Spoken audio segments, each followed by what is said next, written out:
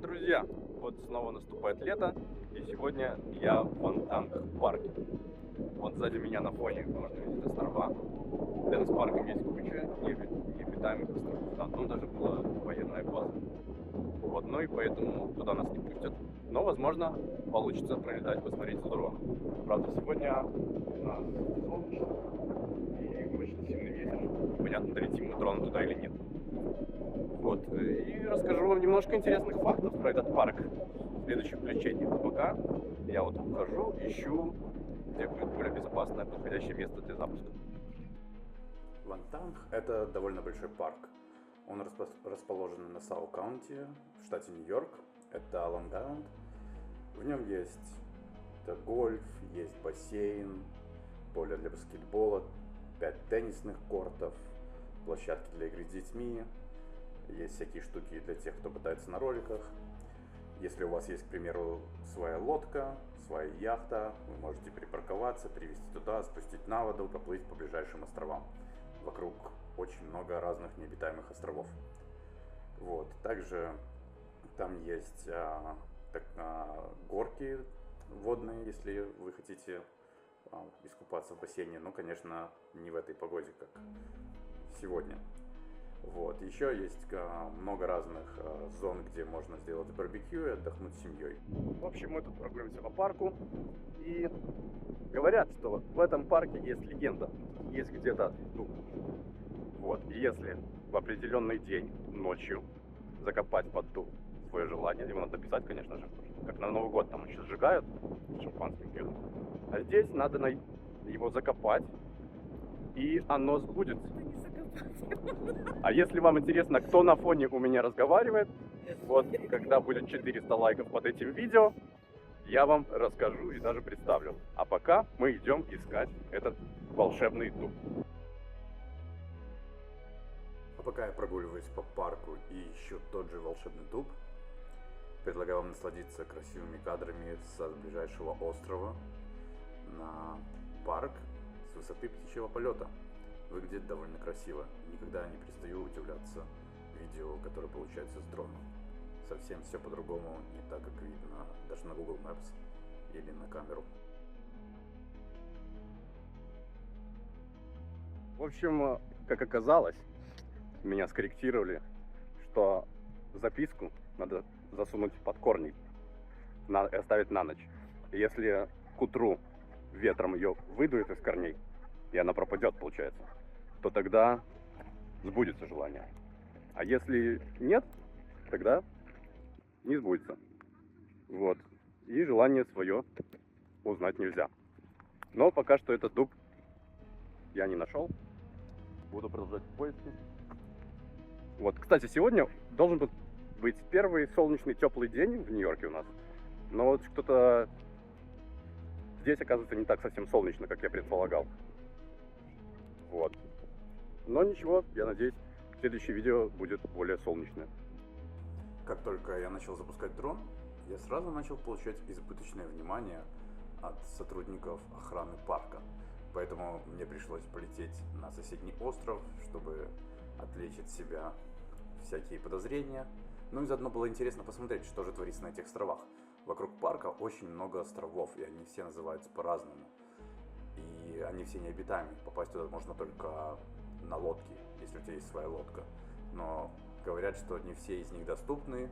Некоторые военные острова, некоторые используются в каких-то биологических целей. И поэтому в реальности без лодки, я думаю, никак не узнаешь. А если на лодке подплывешь, то, конечно же, приплывут полицейские, если там быть нельзя, и скажут тебе: давай обратно. Вот. И, кстати, сколько раз я пытаюсь и записываю аудио уже после путешествия, вот как сейчас. И все время это звучит как-то очень начитанно. И мне кажется, это совсем не натурально. И я вот не знаю, вот сейчас первый раз, я обычно до этого готовлю какой-то текст и пытаюсь словить идею, о чем сказать. Но каждый раз, когда начинаешь что-то говорить, оно звучит абсолютно странно и непонятно, потому что ты вроде собираешься что-то сказать и анализируешь перед этим и понимаешь, что это какое-то слово, паразит, которое ты уже использовал, а потом пытаешься перефразировать, и получается, как будто заторможенность какая-то? Как вы считаете, как лучше говорить просто все, что идет в голову, или все-таки как-то подготавливаться? Напишите в комментариях, что вы об этом думаете. В общем, было лето, 28 градусов, и внезапно одновременно подул холодный ветер. Поэтому поиски дуба надо будет переложить на другой день. Потому что, чтобы поняли, температура с 28 просто в один момент изменилась на 13. И вот там впереди есть люди, сейчас я покажу. Эти все бегут к своим машинам с колясками. Ну, что такое бывает.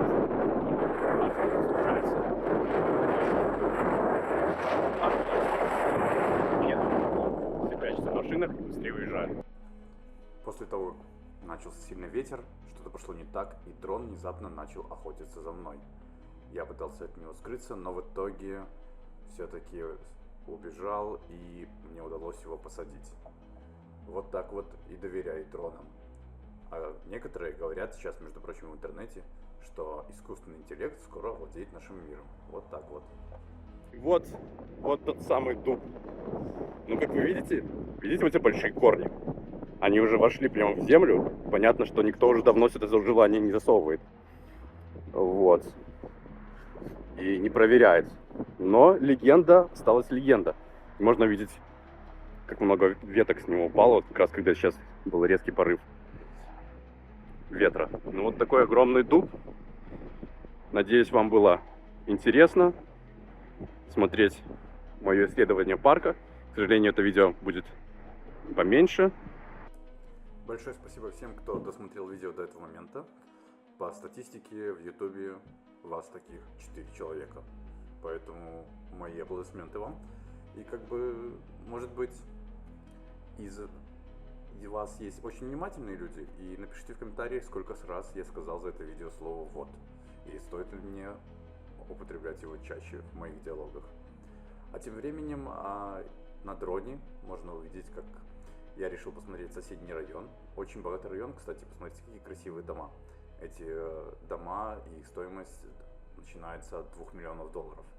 Это такое получается как комьюнити, которое огорожено от города и очень похоже на весь остальной Нью-Йорк.